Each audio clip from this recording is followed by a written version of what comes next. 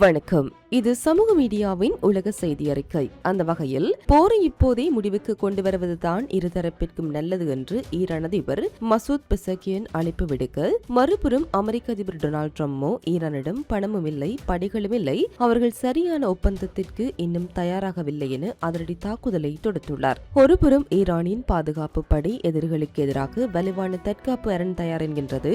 மறுபுறம் 9 மாத தீவிர கடல் பணிக்கு பிறகு 5000 மாலுமிகளுடன் அமெரிக்க போர் நவக்காய் தாயகம் திரும்புகின்றது. அதேவேளையில் ஓமானில் வீசிய பயங்கர புயல் மற்றும் வெள்ளப்பெருக்கு பெரும் பரபரப்பை ஏற்படுத்தியுள்ளது. மத்திய கிழக்கு போர் சூழல் மற்றும் ஓமான் இயற்கை சீற்றம் குறித்த இந்த 5 முக்கிய செய்திகளின் முழு பின்னணியை இப்போது விரிவாக பார்ப்போம். அமெரிக்காவுடனான பல மாத கால மத்திய கிழக்கு போரை முடிவுக்கு கொண்டு வர வேண்டிய தருணம் இதுவென ஈரான் அதிபர் மசூத் பெசகியன் தெரிவித்துள்ளார். தற்போதைய சூழல் வாஷிங்டனை விட தெஹ்ரான் வலுவான மற்றும் கண்ணியமான நிலையில் இருப்பதாக அவர் குறிப்பிட்டுள்ளார். போரை முடிவுக்கு கொண்டுவர அமெரிக்காவுடன் ஜூன் மாதம் மேற்கொள்ளப்பட்ட புரிந்துணர்வு ஒப்பந்தம் ஈரானின் தோல்வி அல்ல என்றும் இதில் சரணடைதலுக்கான எந்த சரத்தும் இல்லை என்றும் அதிபர் பெசகியன் தெளிவுபடுத்தியுள்ளார். ஈரானின் உச்ச தலைவர் முஜ்தபா கமேனியும் இந்த ஒப்பந்தத்திற்கு ஒப்புதல் அளித்துள்ளார். போர் தொடங்கி 6 மாதங்கள் கடந்துள்ள நிலையில் ராணுவ அழுத்தத்திலிருந்து பொருளாதார அழுத்தத்திற்கு மாறும் வகையில் ஈரான் மீதான தடைகளை அமெரிக்கா தீவிரப்படுத்தியுள்ளது. தடைகள் மூலம் ஈரானிய ஆட்சியை வீழ்த்தப் போவதாக அமெரிக்க கருவூல செயலர் ஸ்காட் பெசன் கூறியுள்ளார். அமெரிக்காவின் கூடுதல் தடைகளுக்கு கடும் எதிர்ப்பு தெரிவித்துள்ள ஈரானிய வெளியுறவு அமைச்சகம் வாஷிங்டன் பொருளாதார பயங்கரவாதத்திலும் மனித குலத்திற்கு எதிரான குற்றங்களிலும் ஈடுபடுவதாக குற்றம் சாட்டியுள்ளது. அமெரிக்காவின் பொருளாதார கெடுபிடிகளை விமர்சித்துள்ள சீன வெளியுறவு அமைச்சக செய்தி தொடர்பாளர் லின் லியான் தடைகளும் அழுத்தமும் தீர்வாகாது என்றும் அரசியல் மற்றும் ராஜதந்திர பேச்சுவார்த்தைகள் மூலமே அமைதியை ஏற்படுத்த முடியும் என்றும் வலியுறுத்தியுள்ளார். ஹார்மோஸ் ஜலசந்தி பகுதியில் தொடரும் கடற்படை முற்றுகை மற்றும் உள்நாட்டில் எழுந்துள்ள விமர்சனங்களுக்கு மத்தியில் இப்போரை ராஜதந்திர வழியில் முடிவுக்கு கொண்டுவர தெஹ்ரான் தீவிரம் காட்டி வருகின்றது.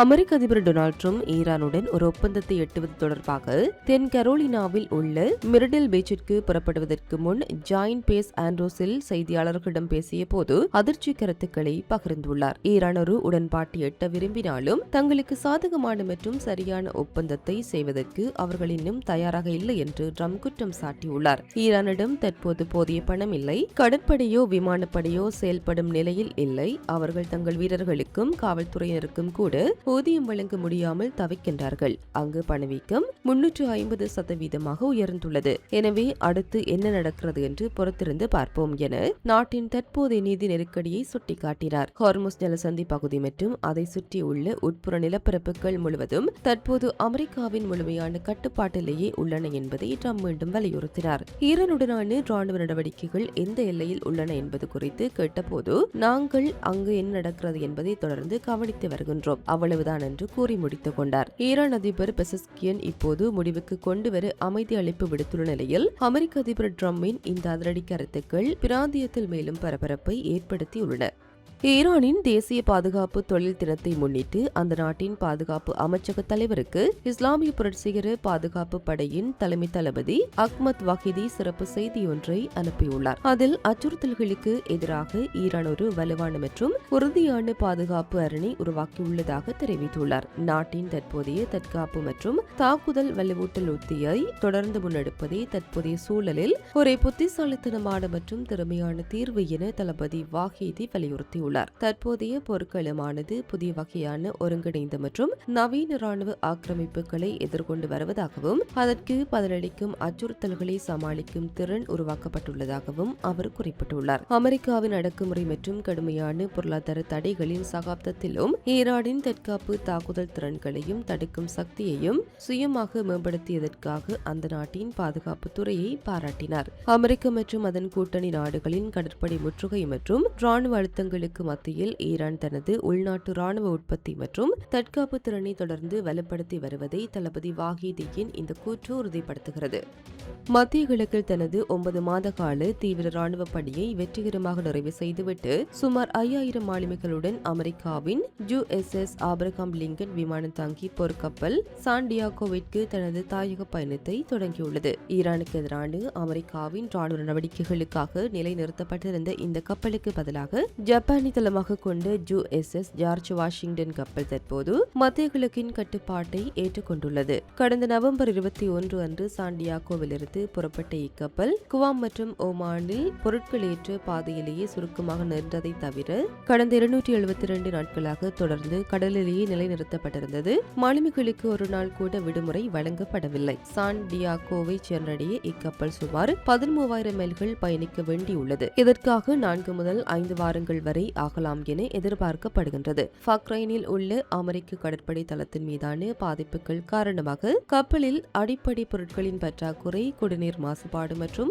மாலுமிகளின் மனநலம் சார்ந்த சவால்கள் எழுந்ததாக அறிக்கைகள் தெரிவிக்கின்றன. அமெரிக்க மத்திய கட்டளை பிரிவின் தலைவரான அட்மிரல் பிராட் கூப்பர் மாலுமிகளின் சேவையை பாராட்டி வாழ்த்துக்களை தெரிவித்துள்ளார். தற்போதைய மத்திய கிழக்கு பிராந்தியத்தில் ராணுவ துறைமுகங்கள் மீதான அதிபர் டொனால்ட் ட்ரம்பின் முற்றுகையை அமல்படுத்தும் வகையில் USS ஜார்ஜ் வாஷிங்டன் மற்றும் USS ஜார்ஜ் H.W. புஷ் ஆகிய 2 விமானம் தாங்கி தாக்குதல் குழுக்கள் உட்பட சுமார் 20 அமெரிக்க போர்க்கப்பல்கள் தொடர்ந்து தீவிர கண்காணிப்பில் ஈடுபட்டு வருகின்றன.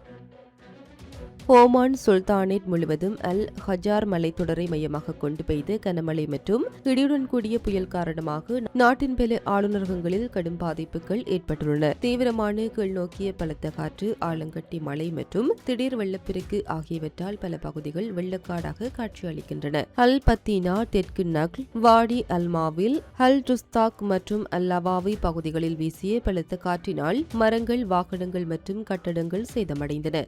ஜன்னல் தவார், அல் சபாத் மற்றும் வாடி பனி கரூஸ் ஆகிய பள்ளத்தாக்குகளில் வெள்ளம் பெருக்கெடுத்து ஓடுகின்றது. அல் தகிரா, இப்ரி, ஜாங்குல் மற்றும் தாங் பகுதிகளில் பெய்த கனமழையால் அல் ஹவுமானியா மஸ்கான் சாலையில் வெள்ளப்பெருக்கு ஏற்பட்டது. ஜபல் அல் கவூர் மற்றும் அல் ரஹி மலை பகுதிகளில் இருந்து வந்த வெள்ள நீரால் முக்கிய ஓடைகளில் நீர்வரத்து கணிசமாக அதிகரித்துள்ளது. அல் தகிலியா, அல் ஜபல் அல் அக்தர், அல் ஹம்தார் மற்றும் பிட்பிட் உள்ளிட்ட பகுதிகளில் மாறி மாறி பெய்த கனமழையால் வாடியல் ஹிஜ்ரியின் துணை நதிகளிலும் பவளப்பாறைகளிலும் நீர் பெருக்கெடுத்து ஓடுகின்றது. அல் புரைமி, அல் ஷர்கியாசா, மகாதா மற்றும் அல் சுமைனி பகுதிகளில் ஆலங்கட்டி மழையுடன் கூடிய மழைப்பொழிவு பதிவாகியுள்ளது. பாஆத் மற்றும் திமா வத்தாயின் பகுதிகளிலும் மழை தீவிரமாக பெய்துள்ளது. வேளாண்மை, மீன்வளம் மற்றும் நீர்வள அமைச்சகத்தின் அதிகாரப்பூர்வ தரவுகளின்படி கடந்த 2 நாட்களில் அல் ஹம்ட்ரா, திமா வத்தாஜின் மற்றும் அல் ஜபல் அல் அக்தர் ஆகிய பகுதிகளிலேயே மிக அதிக அளவிலான மழைப்பொழிவு பதிவாகியுள்ளது. திடீர் வெள்ளப்பெருக்கு மற்றும் கனமழை தொடரும் அபாயம் உள்ளதால் பொதுமக்கள் பள்ளத்தாக்குகள் மற்றும் வாதிகளுக்கு செல்வதை தவிர்க்குமாறும் பாதுகாப்பான இடங்களில் இருக்குமாறும் அதிகாரிகள் அறிவுறுத்தியுள்ளனர்.